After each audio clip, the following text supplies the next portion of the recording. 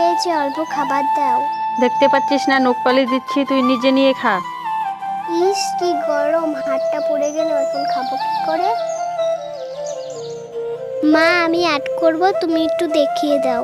দেখতে পাচ্ছিস না ফোন করছি, ভাগ এখান থেকে। মা তুমি আমাকে একা রেখে চলে গেলে কেন?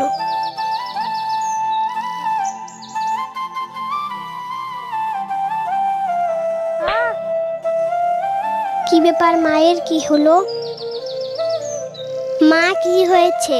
পাটা মুসকে গেল। মা তুমি একটু দাঁড়াও, আমি ঘর থেকে আসতেছি।